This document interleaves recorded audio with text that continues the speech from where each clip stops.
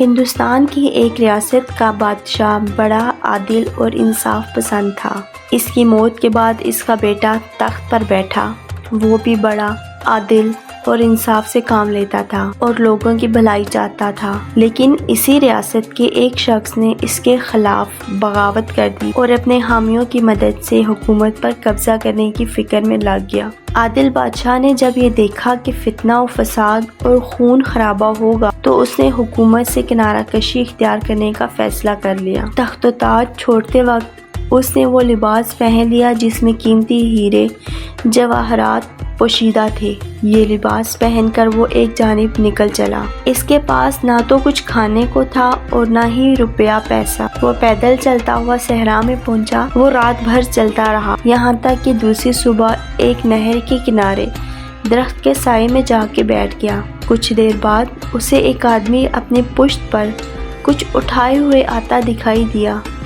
بادشاہ سوچنے لگا، یقیناً یہ بھی کوئی مسافر ہے اور ہم دونوں ایک ساتھ اپنا سفر جاری رکھ سکیں گے۔ یقیناً اس کے پاس کچھ کھانے کو بھی مل جائے گا۔ بالآخر وہ شخص نہر کے کنارے آیا اور درخت کے نیچے بیٹھ گیا۔ اس نے اپنا دسترخوان کھولا اور کھانا کھانے لگا۔ اس مسافر نے تکلفاً بیدہ بادشاہ سے یہ نہیں کہا کہ آؤ کھانا کھا لو۔ بادشاہ کی غیرت نے بھی یہ بات گوارا نہیں کی کہ اسے بتائے کہ وہ بھوکا ہے۔ اس کے بعد یہ دونوں ایک ساتھ سفر اختیار کرنے لگے، یہاں تک کہ پھر کھانے کا وقت آ گیا۔ بادشاہ کے ہمسفر نے اس مرتبہ بھی اپنا دسترخوان کھولا اور بادشاہ کو جھوٹے منہ بھی پوچھے بغیر کھانا کھانے لگا۔ 2 رات اور 2 دن بادشاہ نے اس کنجوس شخص کے ساتھ بغیر کچھ کھائے پیے سفر کیا۔ تیسرے دن وہ بالکل نڈھال ہو چکا تھا۔ اب اس میں آگے جانے کی ذرا سی بھی طاقت باقی نہیں رہی، لہٰذا بادشاہ اپنے ہمسفر سے جدا ہو کر وہیں رک گیا اور اس کا ہمسفر آگے چلا گیا۔ کچھ دیر بعد بادشاہ نے دیکھا کہ کچھ فاصلے پر ایک آبادی ہے۔ کسی نہ کسی طرح گرتا پڑتا وہ اس آبادی تک پہنچا۔ وہاں ایک مکان تعمیر ہو رہا تھا۔ بادشاہ نے مستری سے کہا، کیا مجھے یہاں کام مل سکتا ہے اور مجھے اس کام کی اجرت ملے گی؟ مستری نے کہا، کیوں نہیں؟ پھر اس نے اس بات کا تقاضا کیا کہ مجھے پیش کی اجرت چاہیے۔ مستری نے یہ شرط بھی مان لی۔ بادشاہ نے اجرت لی اور اسے کھانا خرید کر کھایا اور پھر کام میں مشغول ہو گیا۔ مزدوروں کے استاد نے جب اسے کام کرتے ہوئے دیکھا تو سمجھ گیا کہ یہ کوئی عام آدمی نہیں ہے۔ اس کے انداز سے معلوم ہوتا ہے یہ کسی شریف خاندان سے تعلق رکھتا ہے، بلکہ اس کی بعض حرکات تو بادشاہوں جیسی ہیں۔ زیر تعمیر مکان کے مالک خاتون تھی۔ مستری نے اس خاتون کو بتایا کہ آج ایک ایسا مزدور کام کرنے آیا ہے۔ خاتون نے کہا، اسے میرے پاس لے آؤ۔ رات کے وقت جب اسے لایا گیا تو خاتون نے پہلی ہی نظر میں اس کی بزرگی اور عظمت کو سمجھ لیا اور اس کو اپنا مہمان بنا لیا اور ساتھ ہی شادی کی پیشکش بھی کر لی۔ بادشاہ خداوند عالم سے اپنے لیے کوئی جگہ چاہتا تھا کیونکہ اس کے پاس رہنے کے لیے کوئی ٹھکانہ تک نہ تھا، لہٰذا اس نے یہ پیشکش قبول کر لی اور یہ خاتون کے تمام اخراجات برداشت کرنے لگا۔ اس طرح 3 سال گزر گئے اور اس عرصے میں بادشاہ نے کسی پر یہ ظاہر نہیں ہونے دیا کہ وہ کون ہے۔ 3 سال کے بعد اس نے دیکھا اس کی ریاست کا ایک شخص کسی معاملے کی تلاش اور تفتیش میں مصروف ہے۔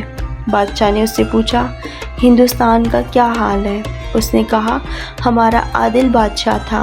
اس شخص نے اس کے خلاف بغاوت کی اور حکومت پر قابض ہو گیا۔ اس طرح وہ 3 سال تک ہم پہ مسلط رہا اور اس نے طرح طرح کے ظلم و ستم ہم پہ کیے۔ آخر جب عوام اسے تنگ آ گئے تو انہوں نے اس ظالم حاکم کو ہلاک کر دیا۔ اب وہاں کی عوام نے اپنے عادل بادشاہ کو تلاش کرنے کے لیے ادھر ادھر کے علاقوں میں اپنے آدمی بھیجنا شروع کر دیے کہ شاید وہی بادشاہ دوبارہ مل جائے۔ بادشاہ کو جب یہ معلوم ہوا تو اس نے اپنا تعارف کرایا اور ساتھ ہی اپنا وہ شاہی لباس بھی دکھایا جس میں قیمتی ہیرے جواہرات پوشیدہ تھے۔ اپنی بیوی کو صحیح صورتحال سے آگاہ کرتے ہوئے بادشاہ نے کہا، میں جا رہا ہوں، اگر بلا کسی رکاوٹ کے مجھے اقتدار حاصل ہو گیا تو میں تمہیں اپنے پاس بلواؤں گا۔ اس کے بعد قاصد نے جا کے ہندوستان کے لوگوں کو یہ احوال بتایا۔ لوگ جوک در جوک اس کا استقبال کرنے کے لیے آئے اور وہ بغیر کسی مزاحمت کے دوبارہ تخت پر بیٹھ گیا۔ بادشاہ کو اپنی خود ساختہ جلا وطنی میں خوب اچھی طرح اندازہ ہو گیا تھا کہ سفر میں کتنی دشواری ہوتی ہے، اور خاص طور پر اگر آدمی تنگ دست ہو تو اس کے لیے سفر کرنا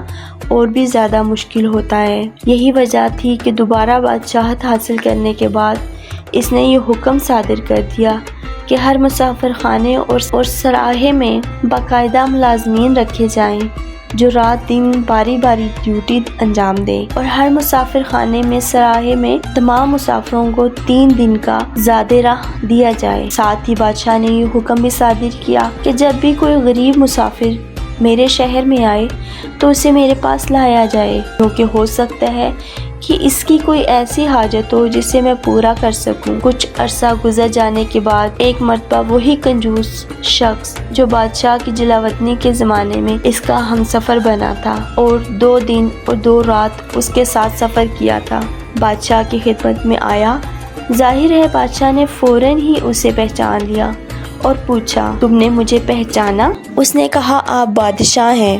بادشاہ نے کہا، نہیں، میں تمہارا وہی ہمسفر ہوں جس نے 2 دن تمہارے ساتھ سفر میں گزارے تھے۔ اس کنجوس شخص کو جیسے ہی اس حقیقت کا پتہ چلا تو وہ شرم کے مارے زمین میں گڑ گیا۔ بادشاہ نے کہا، نہیں، تمہیں شرمندہ ہونے کی کوئی ضرورت نہیں ہے، تم مجھ سے نیکی کے علاوہ اور کچھ نہیں پاؤ گے۔ پھر بادشاہ نے حکم دیا کہ اس مہمان کو میرے ذاتی کمرے میں جگہ دی جائے۔ بادشاہ نے اسے اپنے ساتھ دسترخوان پہ بٹھا کر کھانا کھلایا اور ہر طرح سے اس کی آؤ بھگت کی۔ اس نے اس کی عزت و کرام میں کوئی کسی قسم کی کمی نہیں چھوڑی، یہاں تک کہ اس نے بہترین قسم کی کنیزیں بھی اس کی خدمت کے لیے اس کے حوالے کر دی۔ پھر جب رات کو وہ شاہی بستر پر سویا تو کنیز نے تھوڑی ہی دیر بعد آ کر اطلاع دی، آپ کا مہمان بڑے آرام سے سو رہا ہے۔ بادشاہ نے کہا، تمہیں دھوکہ ہو رہا ہے، وہ سو نہیں رہا بلکہ مر گیا ہے۔ جب جا کر دیکھا گیا تو پتہ چلا کہ واقعی ایسا ہی ہے۔ بادشاہ نے اس کی وجہ یوں بیان کی، در حقیقت یہ شخص حیرت، افسوس اور شرمندگی کی وجہ سے اپنے آپ پر خود غصہ کر رہا تھا، اور میں چاہتا بھی یہی تھا کہ اسے اپنے اوپر بری طرح غصہ آئے اور وہ خود بخود اپنے انجام تک پہنچ جائے۔